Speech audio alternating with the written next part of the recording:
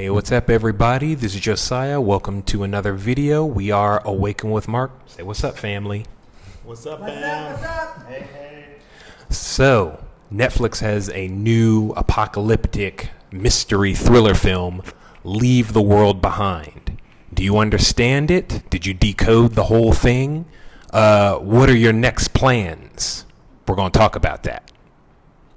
Yeah, absolutely. So when we talk about Leave the World Behind, it's all hidden in the title there.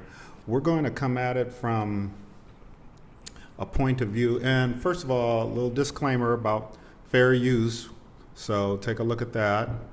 Yep, fair use. And definitely spoiler alerts here. So if you haven't seen the movie on Netflix, you need to go see the movie on Netflix to understand what we're talking about. It is based on the 2020 novel by Ruman Alam, and the film director is Sam Esmail.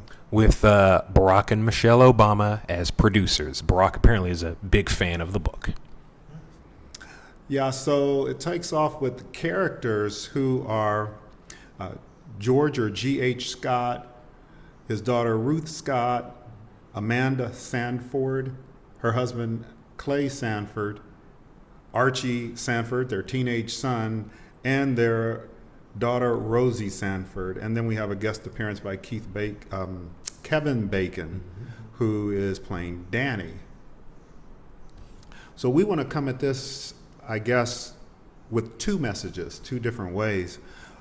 One of them is from a point of view of just what is obvious, and that is that this is an apocalyptic movie that occurs outside New York in terms of the end times and what it could look like.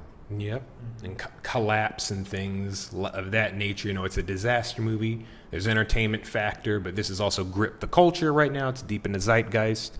So we had fun watching it, but we also, you know, believe what we believe and have our own perspective as you do. So we wanted to make this video. And to dovetail on what Josiah said in terms of believe what we believe, that this has buried in it a message to Yashriel, the chosen people, to prepare and or get out. I know we shouldn't be one scripture deep. We ought to be principle upon principle and line upon line, here a little and there a little. But I'm going to give you one scripture, and that is Zechariah 2:7. Deliver yourself, O Zion, that dwells with the daughter of Babylon. So we're looking at it from the point of view of there's something you got to do, and you need to take that advice from the Most High and deliver yourself, because the daughter of Babylon's got you in her grips, her clutches. I said there was two ways we're going to take a look at this. One of the ways we're going to take a look at this is also through the point of view of just 400 years of oppression that a movie sums up in a weekend setting that takes place over 2 hours in a movie.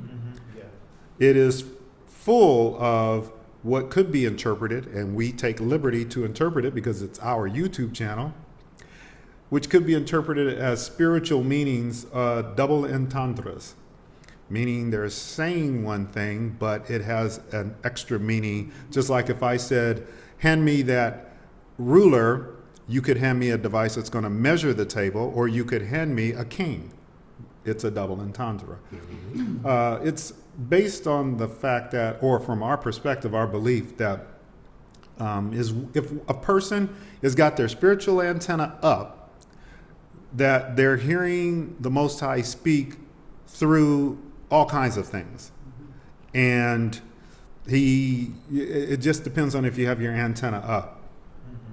And that what happens is unintentionally, these things are presented to Yashriel, and it's the case of centuries of oppression.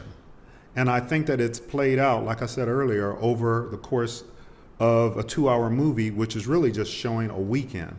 Yeah. Here's a verse where you, 2nd Esdras, for Esau is the end of the world, and Jacob is the beginning of it that followeth. I believe that this movie kind of portrays that if we allow it to. It doesn't do it to a T, but it alludes to it. and that Jacob is us, and we're going to be following, and we're going to be eventually leading things. So I just want to say that I do not think that the authors, producers, you mentioned Barack and Michelle Obama, the actors, etc., I don't think that they did any of this intentionally. I don't think that man is that smart. I think that what happened was that they were used like pawns, and that this thing called the muse came upon them. And that's what we're seeing and what is unfolding. There are roughly 5 parts to the movie. The house is part 1. Part 2 is the curve. Part 3, the noise. Part 4, the flood. And part 5, the last one. So what we're all going to do is just chime in on some of the things we saw. And we're going to come at this first from the main point of view of the flick, which is that we believe it's a warning to our people, Afro-Americans in the West. You need to get prepared, or you need to get out. After we go through all that, then we'll throw in a few nuggets about how this thing was really all about oppression over 400 plus years. So we'll go through the parts. So the first part is part 1, house. It's about being isolated, having no communications, feeling like you're numb. And it opens the scene with the piano at Clay and Amanda's apartment that they live in New York. Yeah. That's Ethan Hawke and Julia Roberts. Yes. Got a sphere of the earth, supposed sphere, floating through the air. They also got a blue crack in the wall there behind them. So a couple things. Yeah. Yeah, he talked about the crack. It's like separation, because the husband's in the bed, the wife is up kind of getting prepared. He's not knowing what's going on. And then you see this big crack in the wall. So it means something. Nice point. And I think separation is a good interpretation of what's going on here. People trying to make something of themselves. The Julia Roberts quote that beautifully opens up the movie, but then it sounds aspirational. Then she says, "I hate people." And so it kind of flips it on its head. It's like, oh, what kind of movie am I going to get? And I guess then you smash cut to Joey Badass and his song opening up. Yeah. What else did you have, Dad? DB? Then the song Music Cool and the Gang, Misled plays through, kind of, it takes you on that journey, because they're going to go to this vacation, this impromptu vacation. And so this song kind of plays to kind of get you in the mindset, oh, like this is not going to be what we think it is. So they're all a little bit like hints and things throughout the movie. So we are definitely potentially going to get misled, is the way I interpret that. Yeah. And I really liked Kool and the Gang when I was in the disco era there. But anyway, go ahead. Then we have music by Blackstreet, Never Gonna Let You Go Away. I thought that was a metaphor that in terms of us being free as a people, they're never going to let us go away. They're going to some kind of way attach themselves to us in cataclysmic situations because they need us. They need our anointing. Right. Although I must say this early, unless they come at us with a Ruth the Moabitess type of attitude, where it is, okay, your God will be my God, and I will stay in my place. I will be attached to you, and I will benefit from you, but I will no longer be oppressing you. Yeah, correct. And it makes me think of this song, Never Gonna Let You Go Away. In context, the movie's called Leave the World Behind, in the West. It makes me think of never gonna leave that section behind. It's like you're not gonna be able to get away from that life, which is changing. So that's what came to mind. Yeah. We're bouncing around here to get to the end of the slide. You can see we have the oil tanker that beaches called the White Lion. It's super epic scene. We'll come back to it. Clock with a frown face is time upset, and lots of windows in the beautiful, super beautiful New York Airbnb that Julia Roberts and them hang out in. There's also going to be, we'll touch on it. There's Ethan Hawke's character is a professor, adjunct professor of media studies, and he's got like a star pupil who wants him to write the foreword to her book, where she's examining the connection between reflection and escapism in media, like Netflix, like art. So we'll get ready to go back and add more. Go ahead, Oh, Dan. wow. Go ahead right now. Can you speak to that? And let Okay, me sure. set you up. So you explained what Clay's star pupil is writing about, and you'll have to say the two things again. Okay.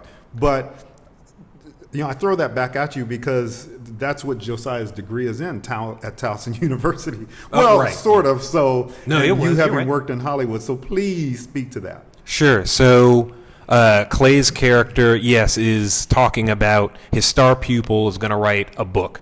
And basically art imitating life. I haven't seen a lot of interviews of Leave the World Behind yet, but I'm pretty sure they'll talk about, there's things examining technology, smart technology, smart cars, smartphones, satellites, things that go down. Are certain things prophetic? A lot of movies do that. I recently even watched the making of Black Panther Wakanda Forever.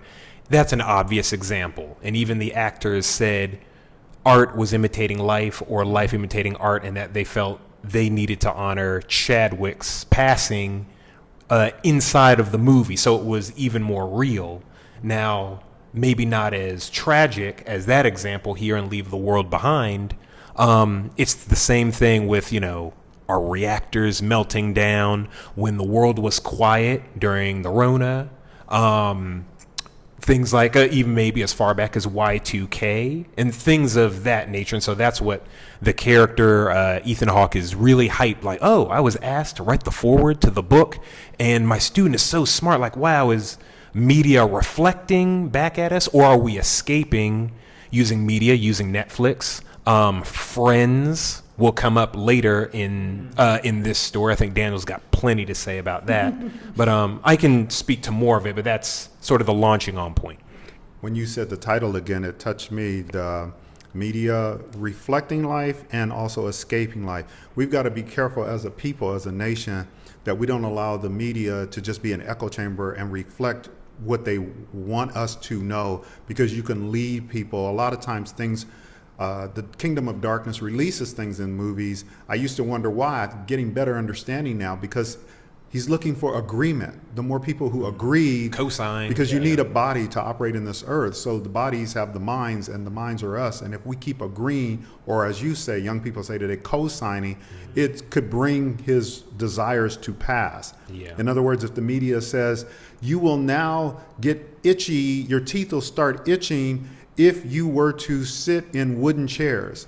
I'm telling you, there's some people who would repeat that and then reflect it and begin to believe that. Yeah. And then when you said escapism, we've got to be careful as a nation of people within a nation who are escaping the reality because I'm tired from work, I come home Sure. and I just sit and don't realize the double entendres that are coming at me, and they're just, it's mind programming. Yeah, like the rat race kind of oppresses. We experienced it in our own way. And maybe some of you watching are of just not having the energy to, especially nowadays, people young and old are saying this unironically, to get out of the matrix, where you want the energy and the creativity to research the things that matter to you, to leave that job, to write that book, to live abroad, to fall in love, on and on. People really are feeling in the West and in America oppressed by the current model or the enduring model of things, and they want to get unplugged from the matrix and be happy with their loved ones. Yeah. Time, the clock with the frown face. Yeah, I don't have a lot on that. I just remember seeing it, and it was like, that was kind of interesting. It's on the wall. It's like the arms were not like, like set at 4 o'clock or 11 o'clock. They were just kind of hanging there. And then this frown, it was like, what does that mean? Something about to happen, something, so. The it's like frustration. yeah. So, I think that it's possible time is getting frustrated because the kingdom of darkness knows, but he has a short time. And things are getting frustrating for Afro-Americans in the West in terms of, I got to do something, I got to get out of here. That we're past the 2-minute warning if this were an American football game. We are in the period where it's 5 minutes to midnight, probably not even that anymore. Oh. The White Lion. You and Daniel want to talk to that? The tank. I have a little bit to say about it. I think it's shown pretty. Mike's here. It's shown pretty early on, I think, by the character Rosie. Yeah, she spotted it first, right? She spotted it first, and it's kind of like this throwaway thing that like people maybe don't pay attention to as much, especially when it comes to her character. And it's kind of this looming thing that they see when they get to the beach, or that Rosie sees, and then it just slowly, creepily gets closer and closer as the scene progresses with them on the beach.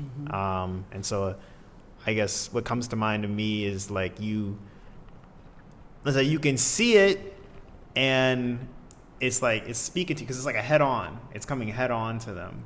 Slowly. So don't ignore the signs. And then maybe, Dad, you can speak on the name, Regarding the name, as Daniel said, the White Lion, and folks are starting to bring this up, I would suppose, I don't know, but it immediately leaped out to me. It was prominent on the tanker on both sides.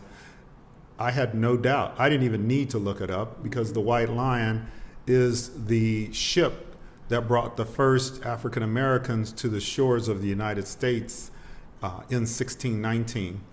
And in Virginia. And we've been down there to Fort Monroe, Hampton.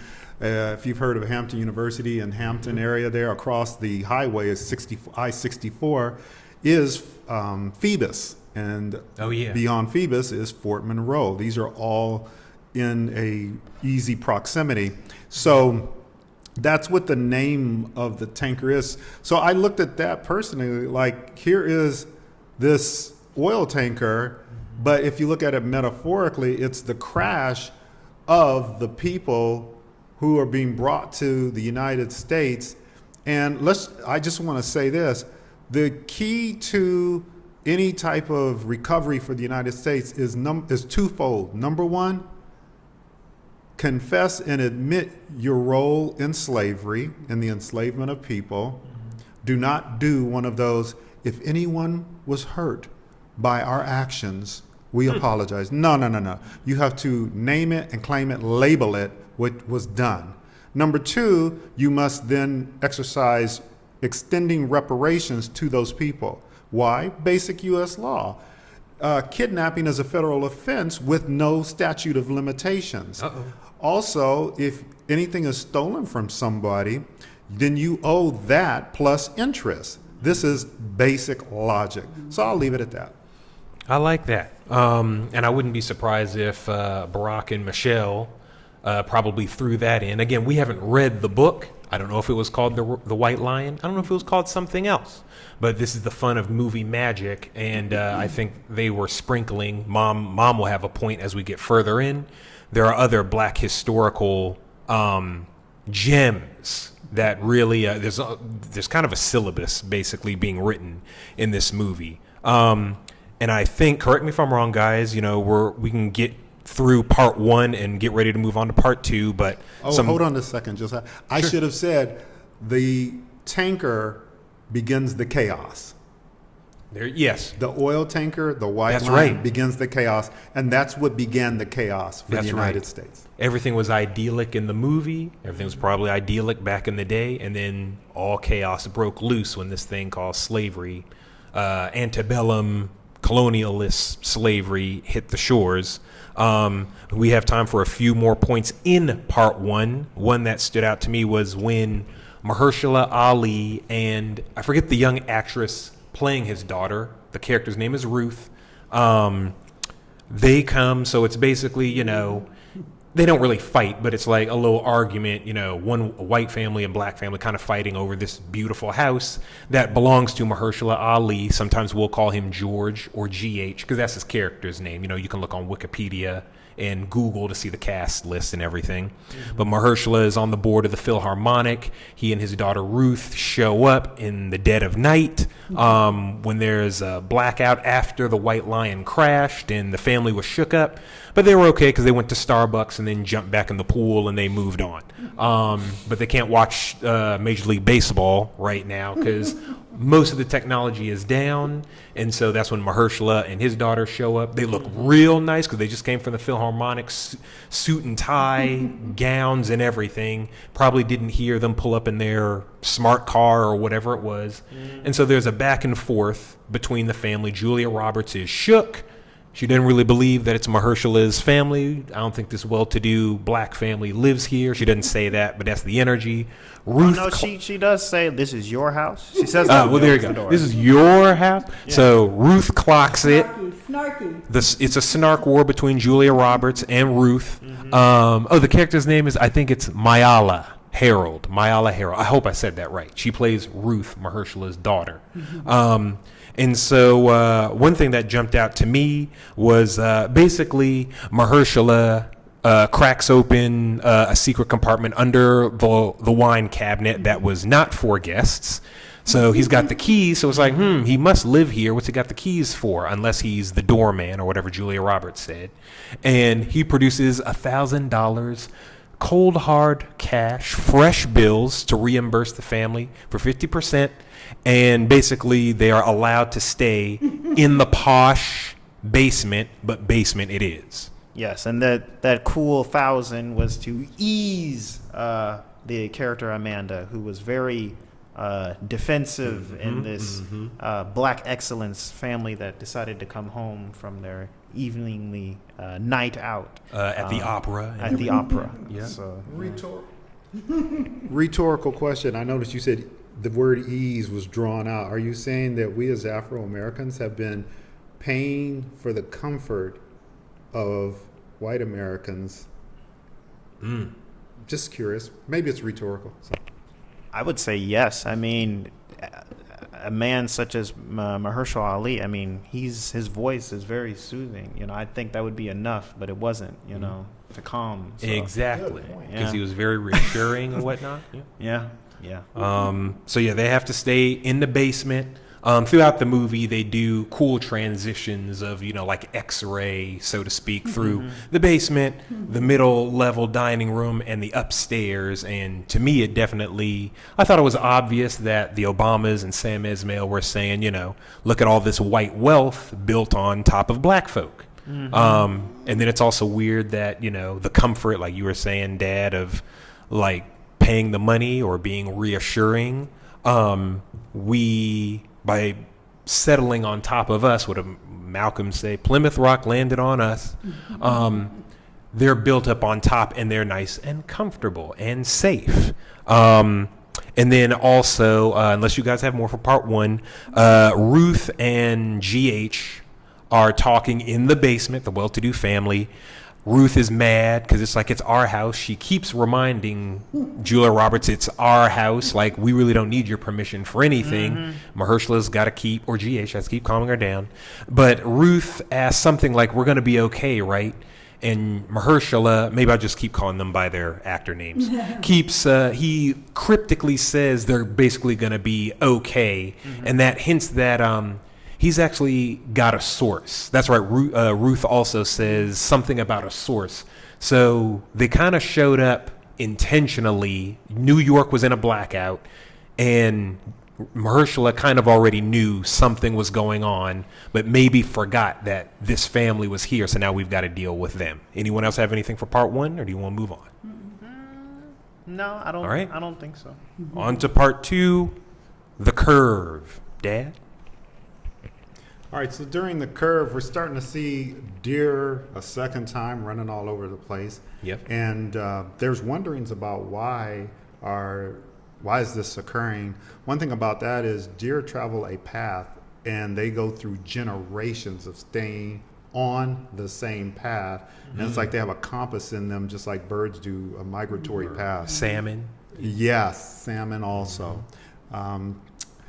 So y'all just chime in on some of these bullets. Cool. This is where Ruth, so I refer to them by character names, but this is where George's daughter, Ruth, is replying to Amanda, and Amanda is just saying something, but she says, I don't think it's nothing. So what happens is when Amanda and Clay wake up, or Amanda, she sees these alerts on her phone that talk about, there was a hacker, there was, basically underlining the blackout, because there was a blackout. That's why George and Ruth come back.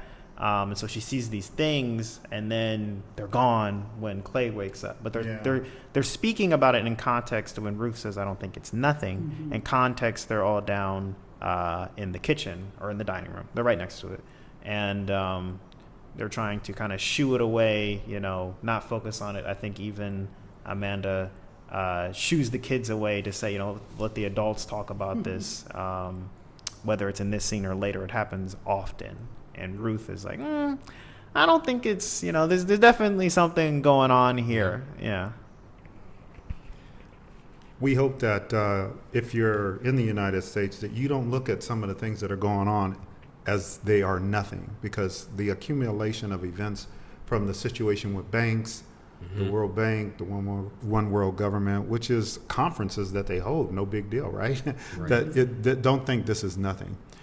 There's a bullet here. Sanfords know something, but reluctantly are sharing their information. Same with Mahershala and his, both families know sort of something, because the Sanfords didn't bring up the White Lion crash. They were scared to share that information. But Mahershala also has his source. He is not sure that, that they're trustworthy. Yes.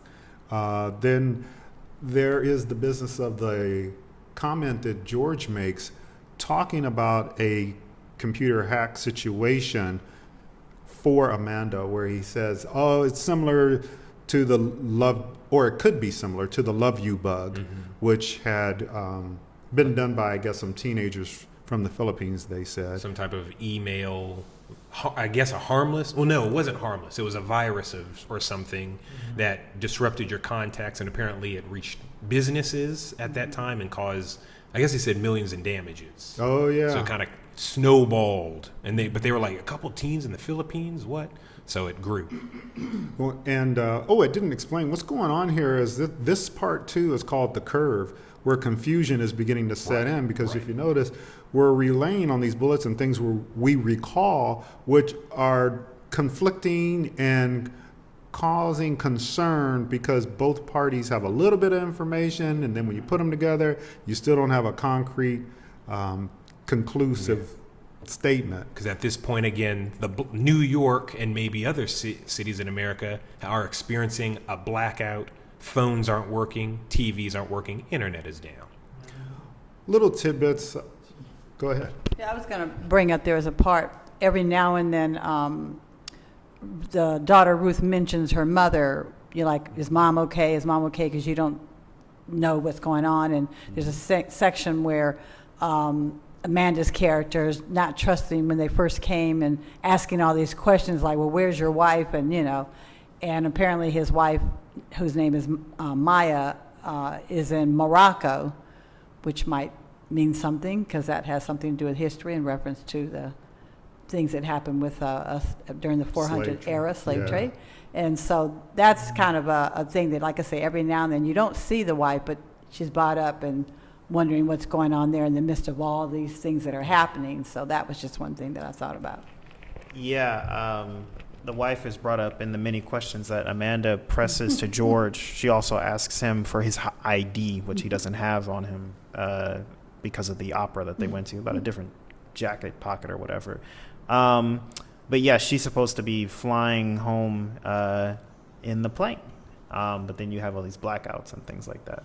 So, yeah, I think what we have next is the you have another? Oh, go ahead. Okay. You mentioned the ID, and I'm supposed to be waiting on these, but I can't take it because it's just flooding my mind, because The owner of the house is George and Ruth, the black folks, and they have allowed, and legally, the white folks are renting it.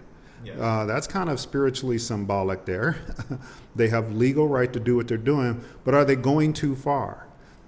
So maybe not in some cases, but for her to ask, her being Amanda, the character Amanda, played by Julia Roberts, to ask George for his ID is reminiscent to me of the fact stop and frisk.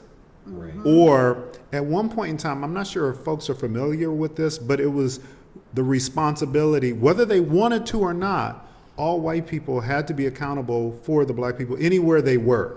So you had to, even if you did not want to, you had to stop a black person and ask for their papers to see what their master had written down, where they're supposed to go, when they're supposed to be back. Yeah. And I found that kind of interesting. He did not have his papers, so to speak. But go on, continue on. Even though he showed up, calling them by name, talking about the emails that they had talked before they had rented, because she planned this whole thing. I want you to remind you, she's the one asking all these questions. She's the one who planned this whole trip in the beginning of the movie. Impromptu, when Clay gets up and she's already got the bags packed, She's ready to go. Yeah. So we've also got the what's his face? Not Clay. Archie. Clay's son, Archie, has the Obey T-shirt. I don't know much about it, but I know it's a popular brand. His sister Rose has the NASA T-shirt, and I'm seeing around social media people are like, "Oh, is that Obey NASA? Are they together, or is it NASA be willing to be curious and explore in a more positive light? Is it obey in the negative of obeying your maybe hedonistic impulses, obeying the zeitgeist, obeying culture, or what the government that's supposed to be looking out for you says? It's up to you guys." Ruth has that awesome quote about Rose being obsessed with Friends and says, seems kind of nostalgic for a time that never really existed. Either for everyone, certainly not for black folk, because of course you guys watching, there's the Living Single versus Friends, kind of debate, the two sitcoms about similar things and what got more airplay and, things if you're interested in all of that stuff. But it's like, did the time ever exist? Were we ever really that idyllic and safe and things like that? That sounds like the MAGA quote. Make America great again. Right. It was never great for a certain segment of the population. But continue on. Mom will have something to say. Clay, so the family disperses to try to just hunt down some clues. And so Ethan Hawke Clay is driving, and what's on the radio, Mom? Well, he's in the car, driving. I think he's going into town to get a newspaper so he can find out maybe what's going on with this blackout and everything. In some kind of way, he's in an area and he looks like confused, like it doesn't seem familiar. It just looks different than when he was coming. And so he's on the radio and you see him doing the dials. He's not getting anything, just trying to find anything. And in the midst of that, even though he's pushing buttons, there's no station that comes up until all of a sudden the station comes up and it says 1619, which really stood out because that has to do with when the 400 years began, right. Up until, so I just thought that was something to really look at and kind of ponder on here. Yeah, just a reminder, or to Great bring it up again, real quick. She just said 1619 was that year in Virginia. Oh, last thing from part 2. I like the quote from Ruth to Mahershala. Dad, aren't you always saying if you're not paranoid, it's already too late? So. Could you say that again? If you're not paranoid, why are you so paranoid? Okay. If you're not paranoid, it's already too late. And I have something that I would like to say behind that, and that is, just because a person is paranoid does not mean someone isn't following them. Will Smith tried to tell you, enemy of the state. He tried to tell you. But I think that's the end for part 2, The Curve, pretty much. As we go along, we'll say it again at the end, but if you've got quotes that you love, if you've seen Leave the World Behind and you had scenes and quotes and things in your mind and you just wanted to share them, go ahead and put them in the comments. You don't even have to be looking for what's your interpretation. It's also an exciting movie where we're deep, but we're also enjoying the art form as well. And we'd love to see, what else you guys think. Yeah, we love to go to see the comments to see what things are being brought to you. And keep as it well. civil, keep it respectful. Yes. Okay, so we're going. One last thing. Rose saw this really nice house, another nice house, because the whole neighborhood, whatever it's called, is abandoned because that's where the rich people go to vacation, to summer, to holiday. So I don't know what time frame it took place, but they have the beach to themselves, and they have that whole neighborhood, an extended estate or whatever, to themselves. So they really have no other neighbors. So yeah. Oh, I think it's occurring in the fall because the leaves are down. Oh yeah. In a cabin. Thank you, Dad. Where Archie is messing with Rose and trying to plant seeds in her mind of fear and paranoia, where there's an indentation in the leaves that are fallen, and you see the other leaves out there and how beautiful it is. And so again, that could metaphorically be the fall, FALL, the fall of America. Right, of America, right. Also, I think, Mom, you were like, what, Big Brother's watching in that scene, maybe?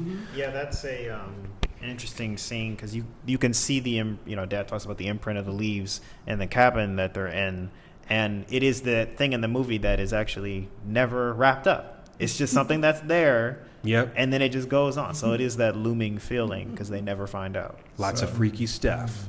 So then that brings us to, we're moving along. That brings us to part 3, the noise. So that's an attack.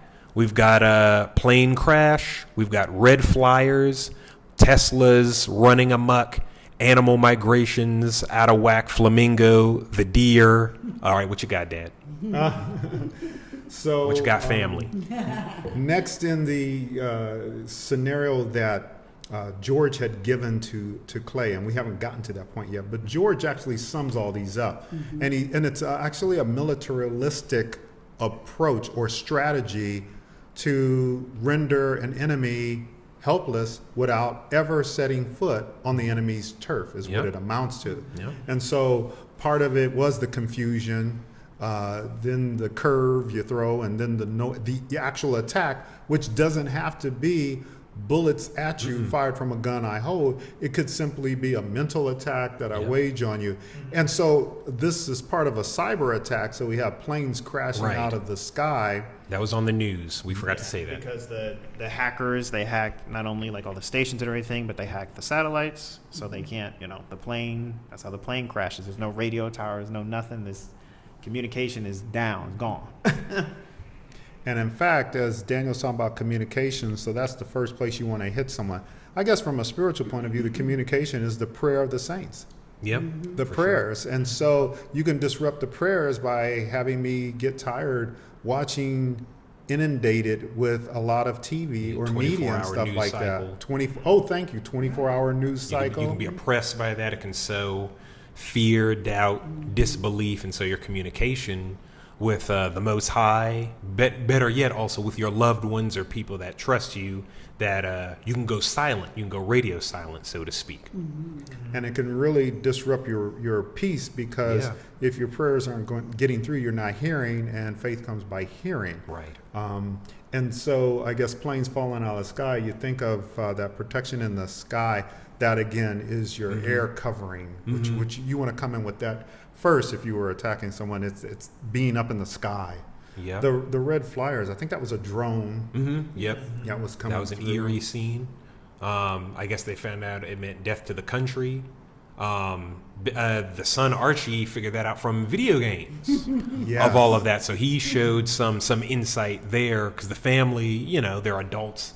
They're like, huh, what? And he's like, I saw this in a game. That's what that means. So yeah. Yeah, the red flyers are an interesting thing because it points the characters in a certain direction where they think it's coming from a specific group of people. And then later on, we'll find out that actually there were other flyers and other parts of America that have different signs that other groups of people may use. Yeah. So, you always stay on your toes. Also, there was, what is it? The kids, so the whole family, the Sanfords, leave the house. It's this whole thing about where people should go, what they should do when they get back. and Ruth is this is the right thing to do. You stay together. Ruth's character is very big on staying together with her father, George. And like, maybe we should separate. So the Sanfords leave. They try to head back in town because there's I don't know if I'm getting ahead of myself. I think their son is fine. We'll get to it later because there's an issue that happens with their son. Oh, you're right. Archie. Yeah, he was good then. He was still good. But yeah, they're trying to get into town, and there are all these cars blocking the road to gridlock to get into New Jersey, because they're trying to, they got to go through the city. They're talking about George's like, it's going to be harder there. They don't care. They're just trying to get to that safety and security where their family is in New Jersey. And as they get out to see all these cars in the way, another car is coming from behind them, and Amanda, her character, figures it out that the cars are being controlled, and there's no one in the cars. They're on the fritz or something because of the hacks, because they're smart cars, and I guess they're driving off the lot, driving out of people's driveways or whatever, and they're also contributing to the pilot. Yeah. Did you have anything to mention on that, Dad? Or no? I'll say for a little. Cool. Yeah. So, we talk about the flyers from the different nations. Now we're kind of moving into part 4, the flood, misinformation by the media. And this scene, a little bit before we reach the character Danny, Archie has a situation, a medical situation with his mouth, and they have to get help. And this situation, George surmises, is through sound. So, we had the noise in the last chapter. That's right. And so they go to visit Danny, who Amanda talks about earlier in the movie. Survivalist. A prepper. He'd already had water. It was pretty clear that he knew what was going on. Canned goods, fertilizer. Yeah. Yeah. And what store were they at when she went to? It was just a store. There was nothing. Point Comfort Market. Point Comfort Market. Point Comfort Market. We referenced that earlier, I think. Yeah. So I'll talk about it at the end. Okay. Okay. Cool. Yeah. So they go there, and they pull up to the house with Danny, and they knock on the door, and looking for medicine. Yeah. Looking for medicine for Archie, and Danny speaks to them from the window for a little bit, and then he asks them to step away back to the car as he comes out to greet them with his gun. I just want to make one comment. He was like in this militaristic mode, and he even said, "Okay, comrades." He's like saying, even his terminology, the way it's like he's got his gun, he's in battle mode, like, so to speak. So they're not sure what's going on, so they're kind of coming into a situation. We've got a medical thing, and you're up here talking, so it was stressful. So the scenario they're describing is where people start mistrusting each other because they've been attacked, they've had confusion, they felt alone, there's misinformation. So now they're in survival mode, which would be a good mode for us to be in. Protect your family first. That's what I really liked about Ruth. She was about, wait a minute, Dad, what about our family? What about our family? Yeah. I love that because it even reminds you of being on the airplane. As they say, put on your air mask first so that you can help the person next to you. If you suffocate, asphyxiate, whatever, it's practical. How are you going to help anybody? And how are you going to help your family if you're stretched too thin helping everyone else? Yeah, that also reminds me of that Bible verse about removing the speck first from your eye. So, yeah, you want to be on top of your game before you think about anyone else. So just as a reminder, we're going through the review of this movie that is Leave the World Behind, but we're looking at it not from some generic all colors and everybody's alike. No, we're looking at it from the point of view of this was a subliminal, subtle message that is not given by man to Afro-Americans, Black Americans, to either get in heavy preparation mode or get out Take care of your So own. there you go. If you missed that part at the beginning, I'm sharing it again. That's why we're looking at it from this perspective. In fact, that brings me to a line, and we'll go back down the list you guys see on the screen. There's a quote from G.H. Mahershala Ali who says, "Nothing frightens me more than a person unwilling to learn even at their own expense." So we need to, we encourage people. We're not gurus or anything. We're making it step by step, but we're grateful for the position we're in, and we're trying to always be in learn mode, polymath mode, where we're trying to allow our gifts to make room for us by not being asleep. So yeah. Some of the other things that are going on, Clay and Ruth are having a discussion out by the pool, smoking a vape. And Oh yeah, Clay talked about how he didn't help the Spanish lady. He went out there to find a newspaper and to find someone who knew more than him. He encountered someone, but got scared when he didn't understand. You know, she was speaking fluent, erratic Spanish. She was scared just like him. And then he left her, and he didn't tell anyone until he and Ruth were chilling out in the pool. Dad, do you have anything with that? Or Mom? I'll bring it up a little Little later. later. All right, cool. We've got George and Amanda dancing. They got a lot of black folk mad, Daniel included. I'm very upset, but go ahead, Daniel. You go first. Yeah, I don't know. It's no, I do know. It's a very interesting scene. To me, I just felt unsettled watching this scene because you have this character who is clashing with George the whole time, who is white, Amanda, and then enough time has gone on the movie where it's like they're trying to work together. They said, let's bring all the clues together. Let's everybody go out and do this stuff. And so they're in this situation. They come back from, the crashing Tesla cars.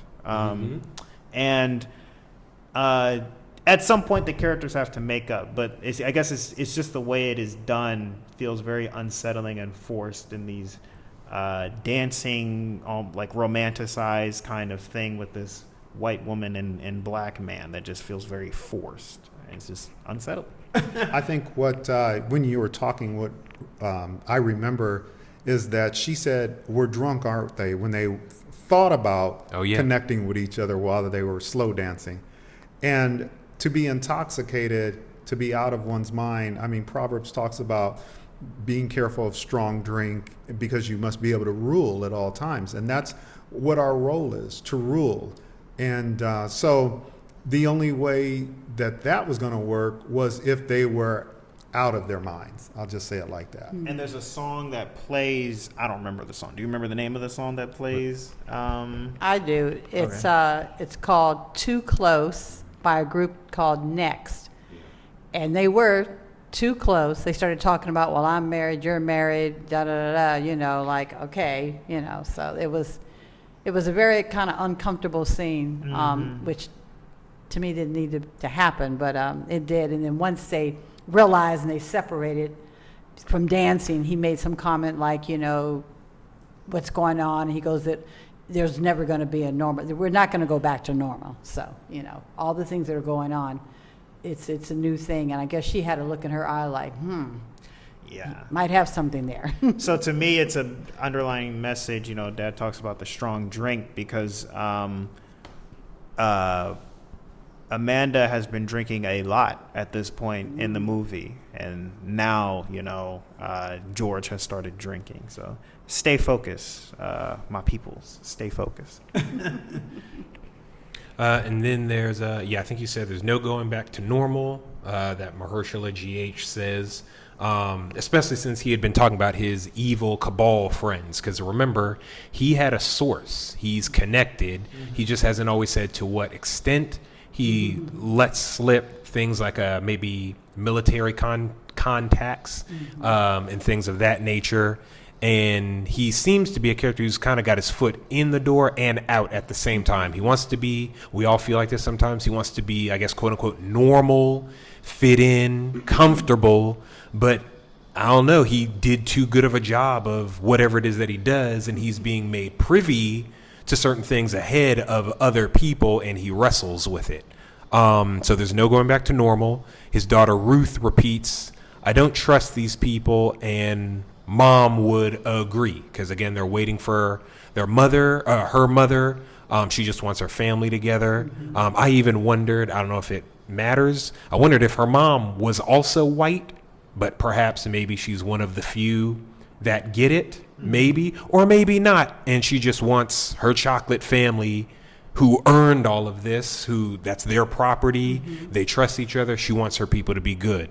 And then last in part 4, daughter Rose, helicopter story. So y'all have heard it. Also in The Pursuit of Happiness with Will Smith and Jaden, someone's drowning or in trouble. Rose tells the story of a man who's in trouble. And so he hears a radio report that gives him advice on what to do. He doesn't listen. A boat comes by to try to help him. He tells him to go away. All the while, God's going to help me. God's going to help me. A helicopter comes to try to help him. He says, God's going to help me.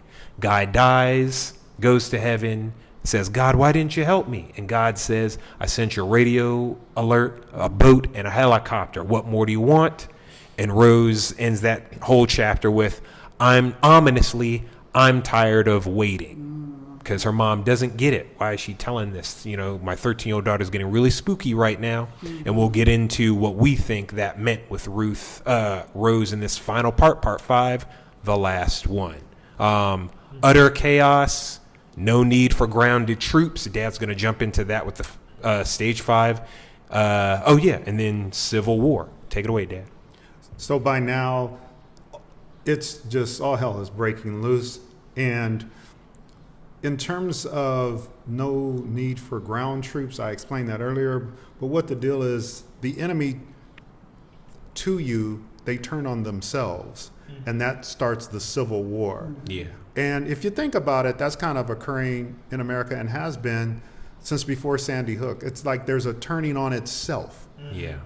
Slowly but surely, but you need more chaos to get it up a couple more clicks or notches. You need the misinformation. You need the noise. You need all the confusion. Right. You need all, do we think it's this group of people? Do we think it's that? The division. And that happens because Clay, Mahershala, Archie, and Danny have a gun standoff because they're trying to get medicine for Archie when he had the mouth problem, blood and everything. And there's a standoff and everyone's scared, shotgun versus pistol type deal. And we won't go any further than that, but that's a hint at the not dissension, but the crumbling of society, the Civil War. Well, I think that Amanda and Ruth had an occurrence out at the cabin around about this time, a problem with the deer, and they scared them off. And then they're clutching each other, and it's one of those kumbaya moments. And I say that facetiously, sarcastically. Everybody hold hands, everybody hug and agree. These two have been through some trauma together, and I understand that brought them together. But still, what disturbs me sometimes is why does one group of people get to remain as they are, yet I must dial back and dial down, dim my light for them to feel comfortable? As Mahershala and Ruth are pressured to do the whole movie. Yes. Yeah. Yeah, and you see that at the end with Ruth, the one who has been strong throughout the entire movie. The whole movie. The whole movie. Wear it down. And so we're about to get in our final part, guys. Thank you for enjoying watching our video. The last few things of part 5 was that Rose, who told the story about the guy with the helicopter and all that, she went missing while everything was happening. And we see, again, this was spoilers, she finds the Thorn house, so another super impressive manor. She breaks in. Different members of both families had seen the house throughout the movie. People kept saying we should go there. Rose said we should go there. Rose was picking up on things. No one listens to her. So I got out of it when she said, I'm sick and tired of waiting, that she was taking signals from, granted she's young and blah, blah, blah, and it's also the world is ending, but her brother, mom, and dad, loving as they are, she feels abandoned a lot. She feels like she's been getting signals all her life at this point that no one's paying attention to you. You got to take care of you. So she's kind of like Ruth in that she's more single-minded. She wants to be with her family, but she feels like she really can't. The family's a little too chaotic. Ruth can rely on her family to some degree, even though she's got chaos with working with her dad. So the movie ends, if you've seen it, with Rose gorging herself on, snacks and everything. So she's been rewarded with a table full of snacks. And then she finds the entertainment center. She turns on more power downstairs with plants and jugs of water. And In the bunker room. in the bunker room Yes. that Danny, Kevin Bacon, actually told them to go to because he's good. So he's like, I'm good, guys. Maybe you should go to the Thorn House where Yeah. Rose is. The Thorns. That's right. Danny is a contractor who built Mahershala's house and did additions on the low for the Thorn family. So Rose is there. She finds all the media. She finds VHS, if y'all remember what that is. She finds DVD, Blu-ray, Buffy, and Friends, the final season. Oh, yes. Pops that into the DVD. Hits the last one. That's the name of the final episode. Because the whole movie, she felt more connected to Joey and all of them. She felt seen or loved or just happy. And she wanted to know what happens to these guys. There's some double stuff there of like, are you lost in media? Does this really matter? If you're struggling with your own in-person relationships, are you pacifying yourself? And that's how the movie ends with the Friends theme playing and some interesting new interpretation of those lyrics. Yeah, it's interesting because her wanting to watch Friends is throughout the entire movie, and it's this kind of annoying thing, which almost kind of I think winks at you in real life with how much Friends comes up with white people. But I think it's very interesting that the movie ends on Friends, which is this kind of, to me, this subtle nod of like relaxing back in your fiction and getting comfortable while all the chaos is happening outside of you in the world. So yeah. One thing I was going to say, then the credits things going on with the movie at the end, the song was playing and the song was saying, I'll be there for you. So not 100% sure what that's meaning, but think on that. Good stuff, Mom. The music played a lot of roles in this movie. So, all right, now for a couple of slides on what I had mentioned earlier, which was this business of looking at more of this, not from the point of view of prep, of building a bunker, of Afro-American people waking up. And I say Afro-American because I like the kinky hair aspect. And when we say Afro-Brazilian, people know what we're talking about. When we say Afro-Irish, Afro-Turkish, Afro-Chinese, they know what we're talking about. So that's why I tend to say that. But this is about the oppressive side of the two messages, which is, I thought the movie did a good job of summarizing 400 years of oppression, 400 plus years of oppression, in 2 hours or in movie time over the course of a weekend. Yep. So the White Lion. So I mentioned earlier that that's the slave ship that had brought the Africans to this continent. I think it was 16 to 20 of them, and they might have, it wasn't actually a slave ship. I think they actually sold them for some supplies. They traded, and they came to down there at Point Comfort, Virginia, which is in the area of Phoebus and Fort Monroe. Beautiful area. We've been there before. We used to go there all the time, as a matter of fact, not knowing really what it was. All right, now for here's a did you know or did you care? So in the movie, when the Sanfords are actually deciding with their luggage packed in the vehicle to drive to this Airbnb across the river from New York, the exit they take is called Point Comfort. Coincidence or not? The place where the White Lion landed, the first place it docked in 1619 was Old Point Comfort, Virginia. And now they're heading toward Port Comfort. I'm saying to you to think about this. It's like the muse is saying to the individuals who put out the movie, oh, this would be a good idea. Oh, this would be a good idea. Put that in. There's a reason why. There's a warning going out to us, I think, as Afro-Americans, that there is this, we're about to hit the exit where white people are going to have to face the beginning of their chaos. And face the music. Yeah, and face the music. There's a lot of cultural appropriation from like the dance scene or things like that. This movie, I was surprised, had so many songs by black artists that, I mean, that's nice. I hope they get their dues and all that kind of stuff. But it's kind of funny. Sometimes Well, sometimes it's like, is total integration in that sense necessary, or like you do your lane and I'll do my lane, and we can come together ever so often. But anyway, I'll leave that alone. There was a line. Let's see here. Music was revenge is the best win. That was in the music. That's right. Revenge is the best win, and this occurred early on in the movie, and I think that's a note to us as Afro Americans. Just start winning. Well, we're winning. We moved to Africa, okay? I'm not under the stress. You're not under the stress. We're not under the oppression. We're not under things like lust. Well, does lust mean sexual? No. Lust for the new Apple Watch, lust for the new Tesla, lust for the new flat screen smart TV, constantly bombarding us. Consumerism.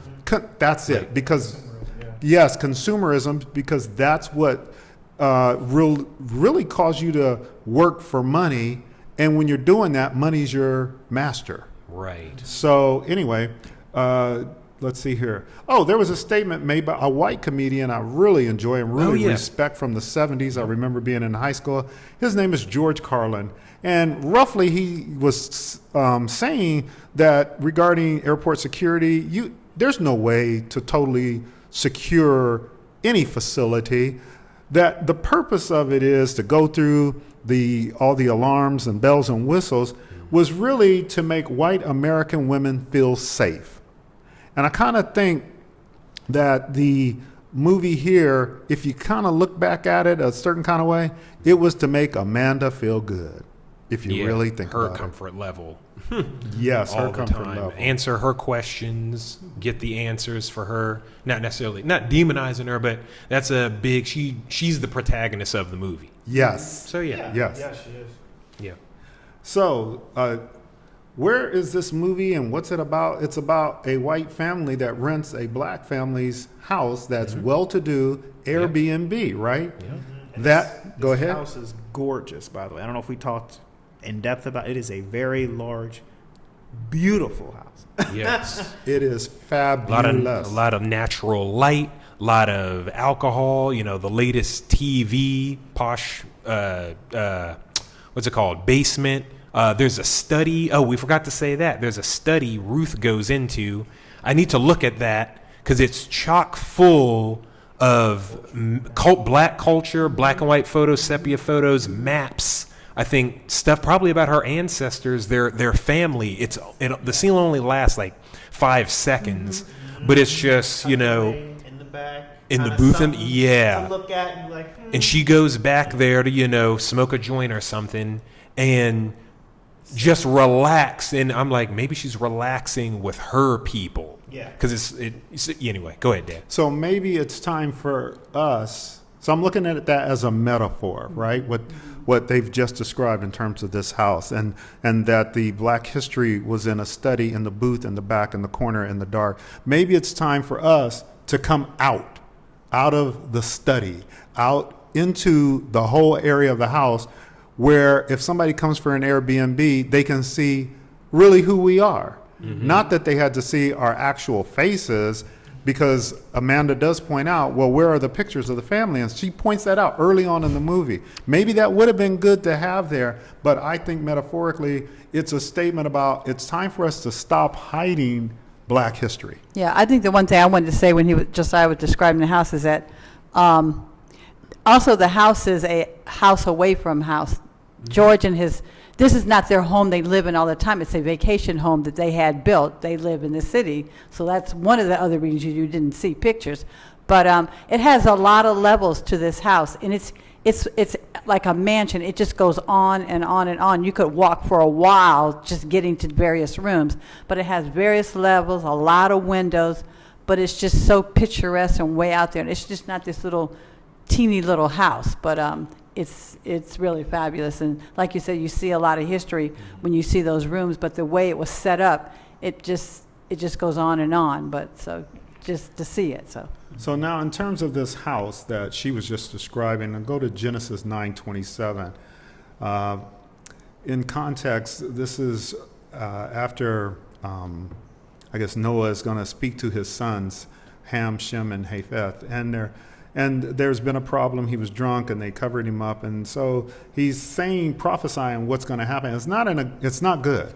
He says in Genesis 9:27, God shall enlarge Japheth, or the Most High, Elohim, shall enlarge Japheth, and he shall dwell in the tents of Shem, and Canaan shall be his servant. Dwell in the tents of Shem.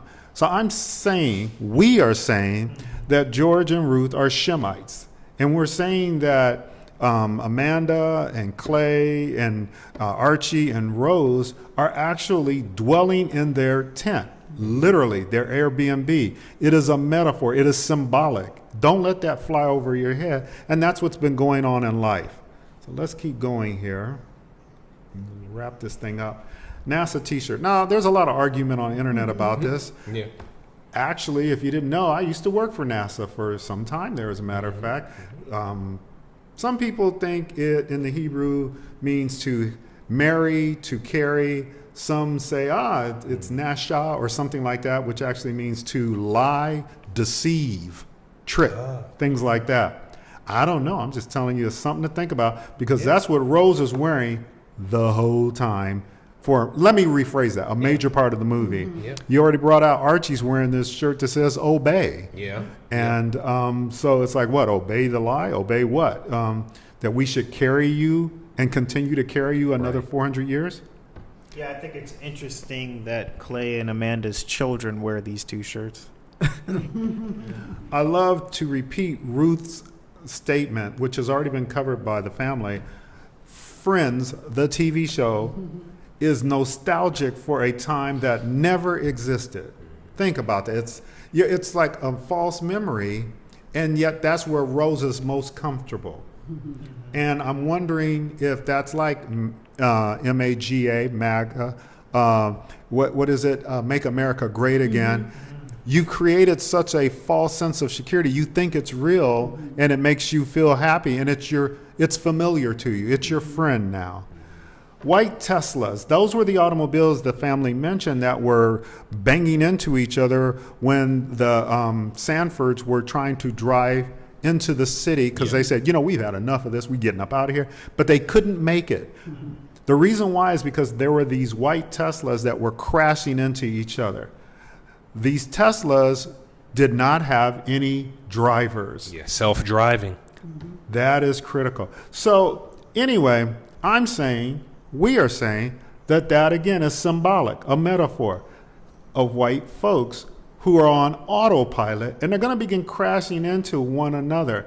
Autopilot is what? Autopilot as being someone else is pulling the strings, or autopilot in the sense of the media, the reflections, or the whatever that other word was with regard to, in other words, whatever the hypnotic TV tells us, that's what we tend to do, especially those with power and privilege. All right, in one scene in the movie, there was a frantic Spanish lady who is just really trying to say to Clay that she's lost. She's trying to get home and find her husband. Yeah. Clay represents the nice white liberal male.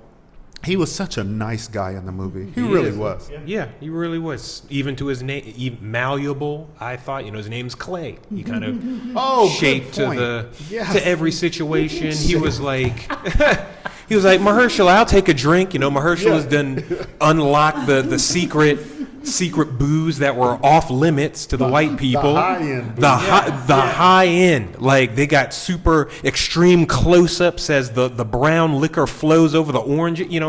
Anyway, go ahead, Dad. So anyway, nice I'm guy. saying that during that scene where this lady who's Spanish is frantically beating on the window, it's not about her being Spanish. No, it's about Clay, who's malleable, the nice guy, who's a white liberal, but really, culturally, he can't help her. Yeah. That's what this was about. Limited in that regard. Yeah, if you look too if you look too myopically, look too closely at this, at the micro, you're going to miss that. It's like, nah, this was about him. He's culturally deaf, no matter how hard and how he tries to be liberal. Let's see here. Ruth had a tattoo on her shoulder, which the actress actually does have this tattoo.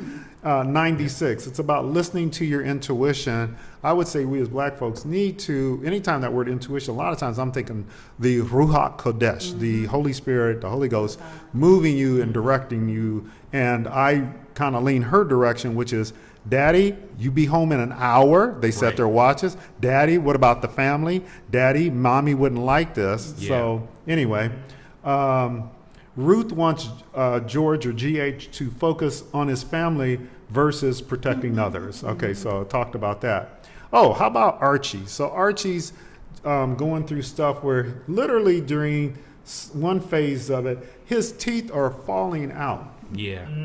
So I can look at that. But what was funny is it didn't bother him as much as it should.